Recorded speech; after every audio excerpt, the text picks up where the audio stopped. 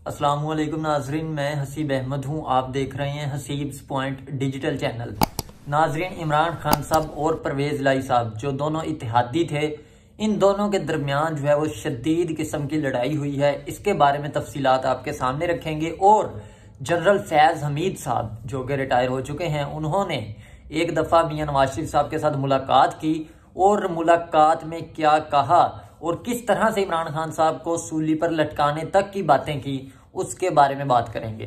नाजरीन, इमरान खान साहब और परवेज लाई साहब, इमरान खान साहब ने कल गुज़श्ता रोज 48 घंटे पहले जो है वो सहाफ़ियों के साथ मुलाकात की और उसमें सहाफ़ियों से बात करते हुए उन्होंने कहा कि परवेज लाई साहब हमारे इत्तेहादी हैं, काफ लीग हमारी इत्तेहादी है, लेकिन परवेज लाई साहब का जनरल बाजवा के बारे में एक अपना मौक़िफ़ है और तहरीक इंसाफ का अपना मौक़िफ़ है।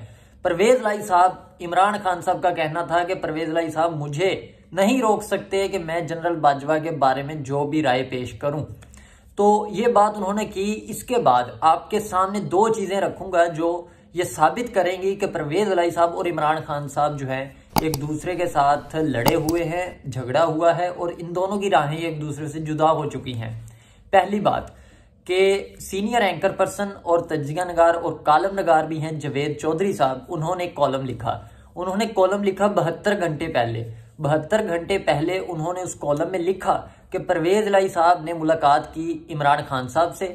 परवेज लाई साहब ने इमरान खान साहब को कहा कि आपको मैंने कहा था कि जनरल बाजवा के बारे में गलत बयानी नहीं करनी, गलत बात नहीं करनी। अगर आपने गलत बात की तो परवेज लाई जो है वो सबके सामने खड़ा होगा। आपने जनरल बाजवा पर तनकीद की उसके बाद, इसलिए अब आपकी अपनी राहें हैं और परवेज लाई और काफ लीग की अपनी राहें हैं और हम जुदा जुदा हैं और हम अपना रास्ता खुद बनाएंगे। तो इस पर इमरान खान ने उन्हें कहा कि अगर आप जो है वो एतमाद का वोट नहीं लेते तो हम जो है वो तहरीक इंसाफ के सारे MPs जो है वो इस्तीफे दे देंगे पंजाब असम्बली में। परवेज लाई साहब ने ये बातें इमरान खान साहब से करके बाहर आ गए और उसके बाद आपने देखा होगा कि 72 घंटे पहले जब जावेद चौधरी साहब ने यह कॉलम लिखा, उसमें लिखा था कि परवेज लाई साहब अब एतमाद का वोट नहीं लेंगे क्योंकि ये लड़ चुके हैं, लड़ पड़े हैं आपस में।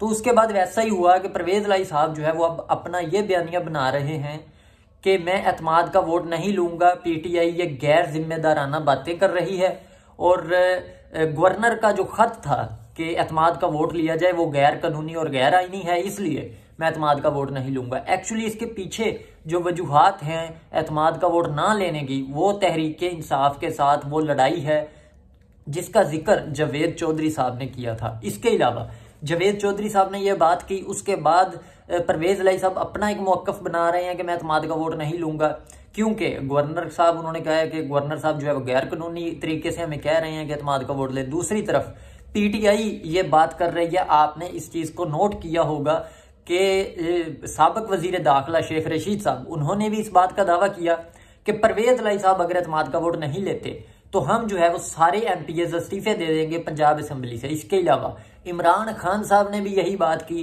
कि अगर परवेज लाई साहब जो है और यहाँ ये कोई रुकावट पेश करते हैं कि असम्बली तहलील ना हो तो हम सारे MPs जो है वो PTI के इस्तीफे दे देंगे। इसके अलावा PTI के मुतद्दद जो है वो बार जो अहम रहनुमा हैं वो ये बात कर चुके हैं कि हम सारे MPs इस्तीफे दे देंगे। क्यों इस्तीफे दे देंगे? क्योंकि इमरान खान साहब और परवेज लाई साहब आपस में लड़ पड़े हैं।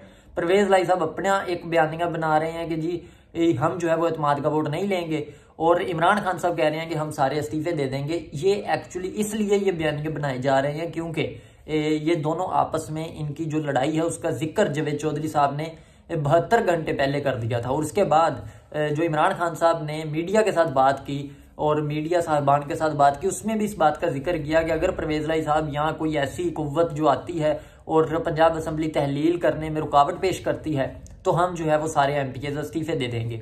लेकिन ये जो बात बार बार ये की जा रही है कि हम इस्तीफे दे देंगे, इसका कोई फायदा जो है वो होगा तहरीक इंसाफ को या नहीं, तो उसका अंदाजा आप इस बात से लगा सकते हैं कि इमरान खान साहब ने कौमी असम्बली से भी इस्तीफे दिए हुए हैं। वो इस्तीफे अभी तक मंजूर ही नहीं हुए।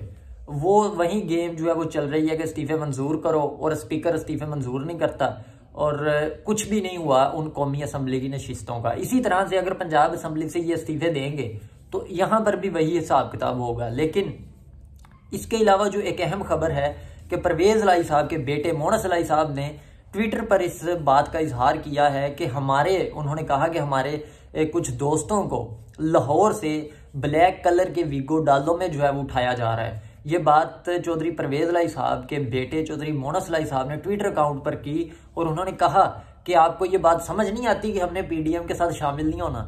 एक तरफ बाप जो है वो लड़ाई करके इमरान खान साहब के साथ कह रहा है कि मैंने एतमाद का वोट नहीं लेना, और बेटा जो है वो इमरान खान साहब को खुश करने के लिए इस तरह की पोस्ट कर रहा है कि हम जो है वो पीडीएम का साथ नहीं देंगे बल्कि हम इमरान खान साहब के साथ हैं। इसके अलावा अहम जो है वो फौजी सरबराह जो रिटायर हो चुके हैं जनरल फैज़ हमीद साहब, उनके बारे में एक अहम इंकशाफ किया है, और वो इंकशाफ किया है इमरान खान साहब के बहुत ही अजीज हफीजुल्लाह नियाजी साहब ने। हफीजुल्लाह नियाजी साहब ने अपने एक व्लॉग में कहा कि जनरल फैज़ हमीद साहब ने नवाज शरीफ साहब के साथ मुलाकात की थी। मुलाकात कब की थी? मुलाकात की थी 26 नवंबर से पीछे, यानी कि 27 और 28 नवंबर को आर्मी चीफ का इंतखाब होना था, और उससे पहले जो है वो जनरल फैज़ हमीद साहब ने नवाज शरीफ के साथ रब्ता किया था और उन्हें कहा था कि वाहिद मैं शख्स वो हूं जो इमरान खान साहब को जेलों में भी डालेगा, जो इमरान खान साहब की हर कमजोरी को जानता है, और मैं इमरान खान साहब को जो है वो उसके साथ वो सब कुछ करूंगा जो आप चाहते हैं, आप मुझे जो है वो आर्मी चीफ बनाएं। तो ये हफीजुल्लाह नियाजी साहब के बकौल है कि जनरल फैज़ हमीद साहब ने नवाज शरीफ साहब के साथ रब्ता किया, लेकिन नवाज शरीफ साहब ने आगे से कोई रिस्पॉन्स नहीं दिया। इसके बाद जो है वो उन्होंने जब आर्मी चीफ का इंतखाब हो गया और जनरल सैयद हाफिज आसम मुनीर साहब जो है वो आर्मी चीफ बन गए, उसके बाद जनरल फैज़ हमीद साहब ने इसलिए कि उन्हें आर्मी चीफ नहीं बनाया गया नून लीग की तरफ से, इसलिए उन्होंने जो है वो जनरल बाजवा के साथ ही रिटायरमेंट ले ली थी। लेकिन